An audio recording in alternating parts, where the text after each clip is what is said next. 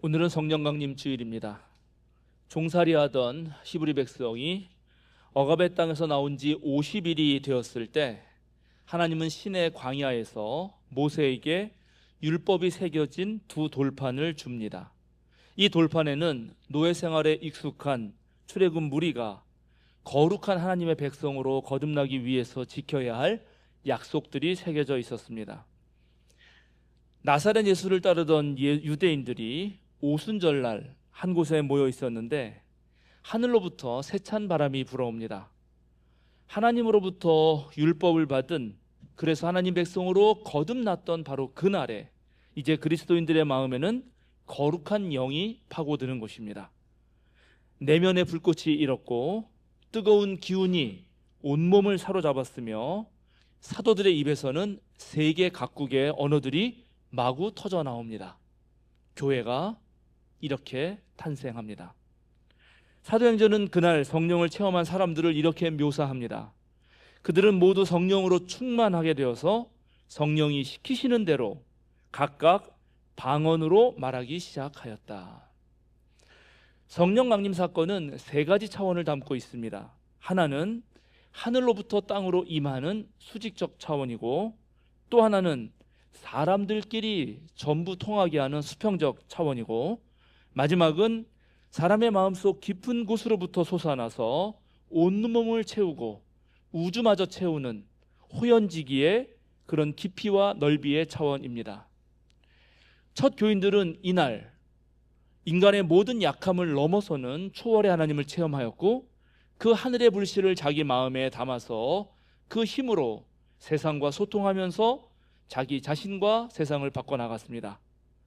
성령 강림 주일은 바로 자기 인격을 변화시키고 세상 역사를 변혁했던 그 첫 발걸음, 교회의 첫 발걸음을 기억하는 주일입니다. 우리 국민은 지난 6개월의 내란 사태를 극복하고 드디어 새로운 정부를 탄생시켰습니다.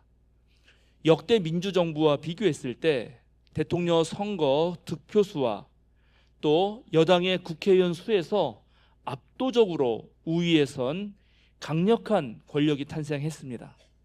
특별히 국민에게 총칼을 들이밀었던 전 정부를 탄핵하고 국민의 온 염원을 담아서 탄생한 정부이기 때문에 국민의 기대가 매우 큽니다. 그러나 또 마음 한편에서는 박근혜 전 대통령의 탄핵 이후 들어선 그 민주정부에 대한 실망이 있었기에 이번에도 혹시나 비슷한 일을 반복하는 것은 아닌가 하는 우려와 불안한 마음이 드는 것도 사실입니다. 물론 새로 들어선 정부가 지난 3년보다는 분명히 잘할 것이라고 믿고, 그리고 이제 정의를 갖춘 힘으로 많은 것들을 해내리라 기대하지만, 그러나 복잡한 사회와 냉정한 힘의 질서가 작동하고 그 논리가 운영되고 있는 이 세계의 질서 속에서 무너진 민생과 망가진 정의를 다시 세우는 일은 결코 만만한 일은 아닐 것입니다. 반동 세력의 저항도 만만치 않을 것이고, 어수선한 틈을 노리고 스며드는 탐욕과 또 이제 기득권을 잡은 그 사람들 내부의 권력 암투들이 우리의 발목을 잡을 것이 분명합니다. 그러나 참된 민주주의는 온 국민이 눈을 부릅뜨고 감시하면서 함께 참여하면서 그렇게 만들어가는 것입니다. 그래서 이제 새로운 정부는 다시 온 국민과 함께, 또 국민은 새로운 정부와 함께 힘을 낼 필요가 있고 애쓸 필요가 있습니다. 그것은 우리 개신교도 마찬가지입니다. 이제 우리는 무엇을 해야 할까요? 오늘 우리가 함께 읽은 성서는 제1성서는 미가서입니다. 미가서에는 참 신앙인이라면 평생을 두고 마음에 새길 만한, 좌우명으로 새길 만한 유명한 구절이 등장합니다. 바로 미가서 6장 6절에서 8절 말씀입니다. 내가 주님 앞에 나아갈 때, 높으신 하나님께 예배드릴 때 무엇을 가지고 가야 합니까? 번제물로 바칠 1년 된 송아지를 가지고 가면 됩니까? 수천 마리의 양이나 수만의 강줄기를 채울 올리브 기름을 드리면 우리 주님께서 기뻐하시겠습니까? 내 허물을 벗겨주시기를 빌면서 내 맏아들이라도 주님께 바쳐야 합니까? 내가 지은 죄를 용서하여 주시기를 빌면서 이 몸의 열매를 주님께 바쳐야 합니까? 너 사람아, 무엇이 착한 일인지를 주님께서 이미 말씀하셨다. 주님께서 너에게 요구하시는 것이 무엇인지도 이미 말씀하셨다. 오로지 공의를 실천하며 인자를 사랑하며 겸손히 내 하나님과 함께 행하는 것이 아니냐. 미가 예언자는 당시 사람들을 대신해서 하나님께 물어봅니다. 제가 무엇을 드리면 하나님 마음에 들까요? 하나님이 좋아하실까요? 그럴 때 일반인들의 머릿속에는 1년 된 송아지, 수천 마리의 양, 수만의 강줄기를 채울 올리브 기름이 떠오릅니다. 먹을 것이 늘 부족했던 고대 사회에서 가난한 이들에게 고기를 맛보는 것만큼 큰 기쁨을 주는 일은 없습니다. 양고기는 유목민들의 주식이고, 특별히 돼지고기를 먹지 않는 이슬람 문화권에서, 중동 문화권에서도 아주 즐겨 먹던 음식이었죠. 그러나 가난한 이들은 양고기를 마음껏 먹을 수는 없기 때문에 언제 한번 정말 배 터지게 먹고 싶다, 이런 생각을 하는 것입니다. 그래서 오늘 하나님께 드릴 때도 수천 마리의 양이라고, 하나님이 그 수천 마리의 양을 다 드실 리가 없는데도 그렇게 쓰는 것입니다. 1년 된 송아지의 고기는 평생 가야 한두 번 먹을까 말까 하는 것입니다. 결혼식 같은 잔치가 벌어져야지 그때 가서야 한두 점 맛볼 수 있는 것이죠. 너무 어린 송아지는 육질은 연하지만 아직 풍미가 가득하지 않은데 1년쯤 되면 육질도 연할 뿐만 아니라 향도 좋기 때문에, 또 그리고 마을 잔치에 쓸 만큼 충분한 양이 나오기 때문에 언제나 1년 된 송아지는 아주 값진 것이었습니다. 올리브 기름도 마찬가지죠. 오늘날에도 아주 고급 요리에는 고급 올리브 기름이 들어갑니다. 제가 즐겨 먹는 과자 새우깡도 일반 새우깡이나 매운 새우깡은 90g에 1,500원인데 트러플 오일 향이 첨가되고 올리브 기름이 0.16% 들어가 있는 새우깡 블랙은 72g에 2,000원이 납니다. 네, 90g이 아닌 것에 놀랐습니다. 하나님이 기뻐하실 것이라고 생각하는 이 목록들을 가만히 살펴보면 가난한 민초들의 고달픈 삶, 그리고 그들의 소박한 바람이 들어 있습니다. 그래서 저는 이 성서 구절 읽을 때도 사실은 마음이 조금 찡하고 짠하고 그렇습니다. 그런데 왜 백성들이 하나님께 드릴 때 이렇게 귀한 제물을, 사실 자기들은 먹어볼 수도 없는 것을 바치려고 하는 걸까요? 이어지는 말씀은 이렇습니다. 내 허물 벗겨주시기를 빌면서, 내가 지은 죄를 용서하여 주시기를 빌면서 맏아들이라도 주님께 바쳐야 합니까? 사람들이 제사를 지내는 이유는 자기가 지은 죄를 용서받기 위함입니다. 고대인들은 바로 자기 허물 때문에 하나님이 벌로 불행과 재앙을 내린다, 이렇게 생각했습니다. 하나님 백성만 그런 것이 아닙니다. 당시의 모든 중동의 나라들, 이웃나라 사람들도 저마다 자신들에게 불행한 일이 오지 않기 위해서 신을 달래고 또 신을 달래는 방식으로 제사하고 귀한 제물을 바쳤습니다. 내 맏아들이라도 주님께 바쳐야 합니까? 이 몸의 열매를 주님께 바쳐야 합니까? 라는 구절은 실제로 인신공양의 흔적이 담겨 있죠. 신께 정말 사람이라도 바쳐서 재앙을 피하고 복을 받으려는 이 생각과 행위, 사실 모든 종교적 인간에게 담겨 있는 보편적 특성입니다. 그러나 이런 모습은 그리스도교가 말하는 신앙의 관점에서 볼 때는 아주 어린아이 같은 낮은 단계의 수준에 머물러 있는 신앙입니다. 하나님께 선물을 바쳐서 하나님을 내 손으로 쥐락펴락 하려고 하는 그런 모든 사람의 관심사는 오직 자기 문제 해결에만 가 있습니다. 내가 중심이고 신도 하나님조차도 나를 위해서 필요한 존재입니다. 그러나 그리스도교가 말하는 신앙은 이런 것이 아닙니다. 참된 신앙은 우선 나 중심에서 벗어나는 것이고 보편적 사랑이신 하나님의 뜻을 내 삶의 중심에 두는 것입니다. 그러나 우리의 인생은 너무나 험난하고 또 언제 어디서 무슨 일이 벌어질지 모르죠. 우리는 불완전하기 때문에 실수도 하고 또 잘못도 저지르면서 고통을 스스로 초래합니다. 자기 발등에 제 스스로 도끼를 가지고 찍는 것입니다. 어떤 경우는 생각지도 않은 일이 발생하면서 정말 감당하기 어려운 불행이 찾아오기도 합니다. 그런 일들이 찾아오면 우리를 구원해 줄 초월적 존재, 강력한 힘을 가진 존재를 찾는 것이 매우 자연스러운 일입니다. 그런데 사람이 어려움을 당하고 또 급박한 상황이 되면 지푸라기라도 잡으려고 하는 심정이 들죠. 그래서 오히려 그런 행동이 상황을 더 악화시키기도 합니다. 엉뚱한 곳에서 문제를 해결하려고 들기 때문이죠. 동시에 자기 문제 해결만을 위해서 하나님을 찾는 이러한 방식, 즉 종교적 인간의 방식은 결국은 자기의 탐욕만을 강화시킵니다. 기복적 신앙으로 성장한 한국 교회가 이제 자기 기득권을 강화하기 위해서 정치와 결탁해서 거대 재벌 기업처럼 되는 이유가 바로 이러한 속성에 있는 것입니다. 오늘 우리가 함께 읽은 미가서는 오직 사람들이 자기 문제 해결에만 관심을 가질 때 어떤 사회가 되는지 이렇게 탄식합니다. 이 땅에 신실한 사람은 하나도 남지 않았다. 정직한 사람이라고는 볼래야 볼 수가 없다. 남아있는 사람이라고는 다만 사람을 죽이려고 숨어서 기다리는 자들과 이웃을 올가미에 걸어서 잡으려고 하는 자들 뿐이다. 악한 일을 하는 데는 이력이 난 사람들이다.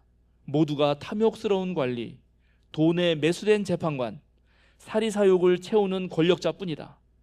모두들 서로 공모한다. 그들 가운데서 제일 좋다고 하는 자도 쓸모없는 잡초와 같고 가장 정직하다고 하는 자도 가시나무 울타리보다 더 고약하다. 너희의 파수꾼의 날이 다가왔다. 하나님께서 너희를 심판하실 날이 다가왔다. 이제 그들이 혼란에 빠질 때가 되었다. 너희는 이웃을 믿지 말아라. 친구도 신뢰하지 말아라. 품에 안겨서 잠드는 아내에게도 말을 다 털어놓지 말아라. 이 시대에는 아들이 아버지를 경멸하고 딸이 어머니에게 대들고 며느리가 시어머니와 다툰다. 사람의 원수가 곧 자기 집안 사람일 것이다. 예언자를 통해서 들려주시는 이 하나님의 말씀, 하나님의 탄식 가운데 가장 가슴이 미어지도록 슬픈 것은 바로 한 방에서 함께 잠드는 배우자에게도 모든 말을 털어놓지 말라 하는 것이고 가족들마저도 원수가 된다는 이야기입니다. 지금 우리가 그렇지 않습니까? 우리의 아버지 어머니는 김문수를 찍었을 것이고 아마 우리들은 대부분 이재명을 찍었을 텐데 우리의 아들은 이준석을 찍고 우리의 딸은 권영국 대표를 찍었을 것입니다.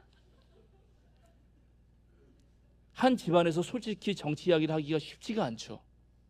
마음 상하지 않고 이런 얘기를 한다는 게 보통 일이 아닙니다. 결국 자기 자신만을 챙기는 그 세상은 누구도 믿지 못하게 되고 그래서 결국에는 자기 자신도 믿지 못하게 돼서 모두가 파국으로 갈 수밖에 없는 그런 세상이 되고 마는 것입니다. 그런데 놀랍게 미가 예언자는 이 절망적 상황을 묘사하면서도 절망으로 끝내지는 않습니다. 그러나 나는 희망을 가지고 주님을 바라본다. 나를 구원하실 하나님을 기다린다. 나는 넘어져도 다시 일어난다. 지금은 어둠 속에 있지만 주님께서 곧 나의 빛이 되신다. 예언자 미가의 이 말을 과연 우리는 어떻게 이해해야 될까요? 하나님이 다 알아서 해주신다 하는 그런 말일까요? 하나님께 기도하면 만사형통이고 주님이 모든 문제의 해결책이다 라고 생각한다면 그것은 제가 방금 전에 말씀드린 우리가 그토록 경계하는 자기중심적 신앙 태도와 전혀 다를 바가 없습니다. 오히려 주님은 영이시니까 그 하나님의 영이 활약하도록 그 하나님의 영이 정말 이 세상에서 무언가를 만들어내도록 우리가 주님의 손발이 되어야겠다. 그래서 예언자 미가가 바로 이렇게 말했던 것입니다. 너 사람아, 무엇이 착한 일인지를 주님께서 너에게 요구하시는 것이 무엇인지를 우리 주님이 이미 말했다. 오로지 공의를 실천하며 인자를 사랑하며 겸손히 내 하나님과 함께 행하는 것이 아니냐. 그런데 이 세상에서 공의를 실천하고 이웃들을 사랑하는 것은 자기중심적인 우리의 본능적 성향을 거스르는 거기 때문에 참 쉽지 않습니다. 그렇기 때문에 우리는 하나님과 겸손히 동행해야 합니다. 그리스도교 신앙은 모두가 자기만 챙기는 이 험악한 세상에 남아있는 마지막 빛의 보루입니다. 자기를 생각하는 것이 아니라 하나님의 뜻을 생각하기 때문입니다. 고대 종교가 양이나 소를 드리면서 하나님의 마음을 사려는 종교라면, 그리스도교는 야훼 하나님의 뜻을 실천하기 위해 우리의 삶을 드리는 종교입니다. 고대 종교가 희생제물을 바쳐서 자기의 유익을 도모하지만, 야훼 종교는 자신이 희생제물이 되어서 하나님의 뜻을 실천하는 것입니다. 이 사실을 너무나도 잘 알았던 바울 사도는 로마 교회에 쓰는 편지에서 이렇게 우리에게 조언합니다. 형제자매 여러분, 그러므로 나는 하나님의 자비하심을 힘입어 여러분에게 권합니다. 여러분의 몸을 하나님께서 기뻐하실 거룩한 산제물로 드리십시오. 이것이 여러분이 드릴 합당한 예배입니다. 이런 맥락에서 오늘 우리는 바울 사도의 편지를 읽어야 합니다. 오늘 고린도 교회에 보내는 둘째 편지 1장 19절 하반절에서 20절은 이러합니다. 그리스도 안에는 예만 있습니다. 하나님의 모든 약속은 그리스도 안에서 예가 됩니다. 그러므로 그리스도로 말미암아 우리는 아멘 하면서 하나님께 영광을 돌리는 것입니다. 보네퍼 목사는 1944년 8월 28일 바로 오늘의 이 구절 고린도후서 1장 20절을 묵상하고 그의 친구이자 제자인 에버하르트에게 편지를 씁니다. 우리가 하나님으로부터 기대하고 간구해도 되는 모든 것은 예수 그리스도 안에서 발견할 수 있다네. 모든 것을 해야 하고 할 수 있다고 생각하는 신은 예수 그리스도의 하나님과는 무관하지. 하나님이 약속한 것과 그분께서 성취하시는 것이 무엇인지를 인식하기 위해 우리는 매우 오래 그리고 침착하게 예수의 삶과 말씀, 행동과 순환, 그리고 죽음을 깊이 생각해야 하지. 보네퍼 목사는 여기서 분명하게 밝힙니다. 모든 것을 해야 하고 할 수 있다고 생각하는 신은 예수 그리스도의 하나님과는 무관하지. 그렇습니다. 보네퍼 목사는 하나님을 로또나 만능 열쇠로 생각하는 이들의 생각을 차근차근 고쳐줍니다. 하나님이 약속한 것과 그분께서 성취하는 것이 무엇인지를 인식하기 위해 우리는 매우 오래 그리고 침착하게 예수의 삶과 말씀, 행동과 순환, 그리고 죽음을 깊이 생각해야 하지. 정말 핵심을 바로 짚었습니다. 사랑하는 향림교회 여러분, 전국의 성도 여러분, 여러분에게 단도직입적으로 묻고 싶은 것이 있습니다. 여러분은 하나님의 뜻을 깨닫기 위해 또 하나님의 약속과 비전, 하나님의 성취를 알기 위해서 매우 오래 그리고 침착하게 예수의 삶과 말씀, 행동과 순환, 그리고 죽음을 깊이 생각했습니까? 아니, 지금 생각하고 있습니까? 보네퍼 목사의 말씀을 계속 이어서 듣도록 하겠습니다. 확실한 것은 우리가 항상 하나님의 가까이 계심과 임재 안에서 살아도 된다는 것이고, 이러한 삶은 우리에게 전혀 새로운 삶이라는 것이지, 또한 우리에게 불가능한 것이 존재하지 않는 까닭은 하나님에게 불가능한 것이 없기 때문이라네. 또한 세상의 세력은 하나님의 허락 없이는 우리를 건드리지 못하며 위험과 곤궁을 통해 우리는 단지 하나님께 가까이 나아갈 수 있을 뿐이지. 보네퍼 목사가 말하고 있는 신앙은 임마누엘의 신앙입니다. 하나님께서 언제나 우리 곁에 함께 하신다는 것입니다. 하나님이 우리 편이 된다는 말이 아닙니다. 어느 한쪽 편이 된다는 것은 다른 한쪽 편은 편들지 않겠다는 것이죠.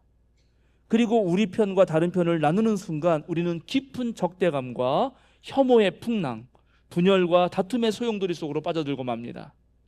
내 편과 내 편을 나누는 순간 놀랍게 우리는 지독한 교만에 물들고 나만 옳다는 착각 속에서 상대를 너무 쉽게 모독하고 멸시합니다. 하나님이 우리 편이 되어주시는 것이 아니라 하나님은 우리 곁에 계십니다. 하나님은 물론 다른 이들 곁에도 계십니다. 하나님은 그렇게 모두의 곁에서 묵묵히 끈질기게 견디어 주십니다. 하나님께서는 악한 사람에게나 선한 사람에게나 똑같이 해를 떠오르게 하시고, 의로운 사람에게나 불의한 사람에게나 똑같이 비를 내려주신다는 그 사실을 우리는 명심해야 합니다. 하나님의 무조건적인 사랑은 누구에게나 부어지는 것입니다. 바로 여기에서 문제가 생기죠. 바로 그렇기 때문에 세상에 소금과 빛으로 살아가는 우리가 오히려 모욕을 당하고 박해를 받고 터무니없는 말로 온갖 비난을 받을 수 있습니다. 억울한 일을 당할 수도 있고, 그래서 너무 힘들고 지칠 수도 있습니다. 우리는 예수님을 따라서 원수를 사랑하고 박해하는 자를 위해서 기도하려고 하는 사람들이기 때문입니다. 이어서 계속 보네폰 목사의 말을 들어보겠습니다. 확실한 것은 우리의 기쁨이 순환 가운데, 우리의 삶은 죽음 가운데 숨겨져 있다는 것이야. 확실한 것은 이 모든 것에서 우리가 우리를 지탱해주는 그 사귐 안에 서 있다는 것이네. 이 모든 것에 대해서 하나님은 예수 그리스도 안에서 예스, 독일말로 야, 긍정과 아멘을 말했지. 이러한 긍정과 아멘이 바로 우리가 서 있는 확고한 기반이지. 보네파 목사에게 긍정의 힘은 놀랍게도 순환의 한복판에서 죽음의 한가운데서 발휘됩니다. 우리는 하나님과 더불어 사랑과 섬김, 정의와 평화, 평등한 세상을 만들다가 당하는 그 순환 속에서 기쁨을 누립니다. 예수 그리스도의 남은 순환을 이어가면서 기쁨을 누리는 바로 그 자리에서 아멘 그리고 예를 말하는 것입니다. 남들이 어떻게 되든 말든, 아니 남들을 오히려 짓밟으면서 경쟁에서 승리하면서 자신만 편하고 자신만 넉넉하고 자신만 떵떵거리며 사는 자리에서 아멘을 말하는 게 아니라, 거기서 예를 말하는 게 아닙니다. 오히려 남을 위하다가 당하는 그 고난 속에서, 약자를 위해 던지는 그 모험 속에서 아멘하는 신앙이 진짜 그리스도교 신앙입니다. 하나님의 허락 없이는 이 세상이 우리를 건드릴 수 없기 때문에 오히려 우리는 위험과 곤궁을 통해서 그 자리로 나아가는 그 위대한 도전 속에서 하나님께 가까이 나갈 수 있기 때문입니다. 오늘 누가복음서에서 주님의 말씀을 듣고 베드로가 한 일은 무엇입니까? 그렇습니다. 베드로는 주님의 말씀에 힘입어 깊은 데로 나아가 그물을 내렸습니다. 베드로는 어부입니다. 예수님은 목수이거나 목수의 아들이거나 기껏해야 농사를 짓는 사람이었을 것입니다. 예수의 고향 나사렛은 갈릴리 호수로부터 35km나 떨어져 있었고, 오늘날 차로 달려도 40분이나 가야 되고, 갈릴리 언덕보다 훨씬 더 높은 언덕을 3개나 넘어야 했습니다. 그러니까 예수님이 갈릴리 호수의 지형이라든가 갈릴리 호수의 생태 환경을 잘 알았을 리가 없습니다. 그런데 놀랍게 그곳에서 자고 나서 자란, 평생을 고기 잡았던 베드로가 예수의 말씀에 의지해서 깊은 데로 가는 것입니다. 여기서 깊다는 것이 그저 물속 깊은 것을 말하진 않겠죠. 베드로가 미처 가보지 않았던 곳, 베드로가 위험을 무릅쓰고서라도 가야 할 이유가 있는 곳, 전문가라고 해도 넘지 못했던 그 한계의 지점이었을 것이라 생각합니다. 예수님은 베드로에게 깊은 데로 가서 그물을 내려서 고기를 잡으라고 말하십니다. 오늘날 우리 한국 교인들에게, 한국 그리스도인들에게 깊은 곳은 어디입니까? 한국 교인들은 아직 그리스도교의 깊은 진리의 바다에 이르지는 못한 것 같습니다. 대다수의 한국 사람들은 유교적 습관으로 일상을 살다가 죽은 이후에는 불교에서 말하는 극락이나 천당에 가려고 하고, 뜻하지 않은 어려움을 당하면 무당을 불러서 액땜을 하고 복을 비는 그 형식에 익숙합니다.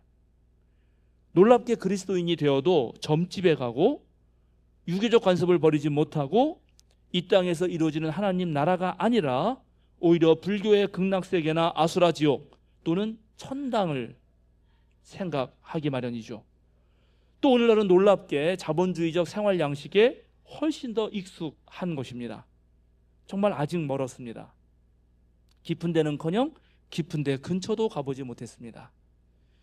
우리 신앙인에게 과연 깊은 데는 어디일까요? 정말 그곳으로 나아가서 잡아야 할 그 물고기란 무엇일까요? 그리스도교가 말하는 신앙의 핵심 가운데 하나는 하나님께서 우리 모두를 당신의 형상으로 만들었다는 것입니다. 즉 우리 안에는 하나님의 씨앗이 있습니다. 그 씨앗을 우리가 잘 키운다면 우리는 창조주가 하시는 일들을 하게 됩니다. 창조주 하나님께서 자신이 만드신 피조물들을 아끼고 사랑하여 돌보시듯이 우리 또한 그러하고, 사랑의 하나님께서 이 세상을 사랑하셔서 아들을 이 땅에 보내셨듯이 우리 또한 세상의 구원을 위해 예수 그리스도 안에서 예라고 응답하면서 세상으로 나아갈 수 있을 것입니다. 그런데 아직 우리 안에 담긴 하나님의 씨앗이 덜 자란 것 같습니다. 이제 열심히 물을 주고 거름을 주고 잡초도 뽑아서 정말 그리스도의 장성한 분량에 이를 때까지 노력해야 할 것입니다. 저나 여러분은 미운 오리 새끼는 아닙니다. 우리는 사탄의 후손도 아니요 어둠의 자식도 아닙니다. 우리 안에 있는 이 작은 불씨가 모든 생명을 북돋게 하는 그 태양이 될 때까지 우리는 최선을 다해서 자라나야 합니다. 개인의 안위를 바라는 자리에서 이 역사와 사회가 원하는 자리로 내 유익이나 내 가족만을 위하는 이기주의적 사고에서 벗어나서 이웃을 위해서, 우리 믿음의 형제자매들을 위해서 자신을 내어주는 그 자리로 나아가야 합니다. 물질적인 축복을 넘어서서 높은 정신의 경지에 이를 그러한 희망으로 부풀어야 하는 것입니다. 약 21km를 달려야 하는 국제 하프 마라톤 대회가 있었습니다. 2008년 국제 하프 마라톤 대회에 참여한 19살 스웨덴 청년 미카엘 에크발이라고 하는 그 청년이 있었습니다. 첫 출전입니다. 엄청 기대했습니다. 그런데 출발하자마자 너무 배가 아파옵니다. 화장실에 빨리 가야 할 것 같은 강한 신호를 받습니다. 그러나 그는 갈리는 것을 멈추고 화장실로 직행하는 대신에 그대로 바지에 실내를 한 채 계속해서 달렸습니다. 계속되는 복통과 설사에 괴로워하면서도 그는 결국 완주를 합니다. 결과는 21위. 근데 그 모습은 전 세계에 생중계되었고 이후 그의 별명은 똥 싼 남자가 되었습니다. 당시 레이스를 마친 그에게 기자가 물었습니다. 왜 화장실에 가지 않고 계속 달렸나요? 그러자 에크발은 이렇게 대답합니다. 한번 멈추면 또 그 다음에도 멈추게 되기 쉬워요. 그러면 습관이 될 거예요. 에크발은 이듬해 같은 대회에 출전해서 9위를 기록하고 2014년 3월 덴마크에서 열린 하프 마라톤 대회에서는 스웨덴 신기록을 세웁니다. 유럽 육상 선수권 대회에 국가대표로도 출전하고 2016년 브라질 올림픽에 스웨덴 국가대표로도 출전합니다. 어떤 상황에서도 계속 달려나갔기 때문입니다. 우리가 달린다면 바람을 맞지 않을 수 없습니다. 달리는 사람에게는 반드시 맞바람이 불어옵니다. 그럴 때 그 바람이 무서워서 멈추는 사람이 있는가 하면 바람을 가르면서 오히려 바람을 즐기며 계속 뛰는 사람들이 있습니다. 베드로는 예수님을 처음 만났을 때 저는 죄인입니다 라고 고백합니다. 그러나 그는 예수님의 부르심에 응답했고 달려나갔고 나중에 사람의 마음을 얻어서 단 한 번의 설교에 3,000명을 회개시킵니다. 그는 스스로 죄인임을 알았지만 바로 그렇게 알았기 때문에 그는 교회의 반석이 됩니다. 그런데 이 이야기는 베드로의 이야기만은 아닙니다. 바로 우리 모두의 이야기입니다. 저와 여러분은 하나님의 씨앗입니다. 이제 곧 큰 나무로 자랄 것이고 거기에서 결실을 따게 될 것입니다. 사랑하는 향연 교우 여러분, 주님께 우리의 배를 내어드립시다. 그리고 그 배에서 말씀하시는 주님의 말씀에 귀를 기울여 들읍시다. 이제 더 깊은 곳으로 나아갑시다.